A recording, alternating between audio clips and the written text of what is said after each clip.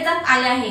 मात्र कोट्रोशी गावातील राष्ट्रवादीच्या लोकांनी हद्दच केली आणि लोकसभा निवडणुकीच्या तोंडावर गावातील किरकोळ कारणास्तव हल्ला केलाय। पाहूयात सविस्तर वृत्त। महाबळेश्वर तालुका शिवसेना तालुका प्रमुख श्री संजय शेलार आणि त्यांच्या समवेत असणारे तापोळा विभागातील शिवसेनेचे नेते तसेच माजी उपजिल्हा प्रमुख हरिभाऊ सपकाळ यांच्यावर कोट्रोशी गावातील राष्ट्रवादीच्या कार्यकर्त्यांनी जीवघेणा हल्ला केला। या हल्ल्यात संजय शेलार जबर जखमी झाले आहेत, तर हरिभाऊ दादा सपकाळ यांनाही मार लागला आहे। सर्व जखमींना तापोळा प्राथमिक आरोग्य केंद्रात तात्पुरता उपचार करून पुढील उपचारासाठी सातारा जिल्हा रुग्णालयात हलविण्यात आले आहे। माझं नाव संजय विठ्ठल शेलार, शिवसेना तालुका महाबळेश्वर।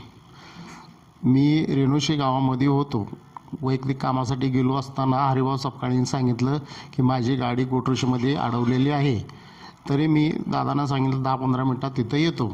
तर मी तिथं येताच गाडी रस्त्यावर लावली आणि दादांकडे काय झालं विचार करायला घेतात, तेवढ्यात मला मारुती लक्ष्मण शेलार यांनी वार केला लोखंडी पारचा आणि तेवढ्यात मी रक्तपांबाळ होऊन मी बेशुद्ध पडलो। तेवढ्यात दादा मला तापोळा ठिकाणी गेले, बाबू मारुती लक्ष्मण म्हणला मी तुला जीवन ठेवणार नाही। वाद मला काय कल्पनाच नाही, अचानकच झालं।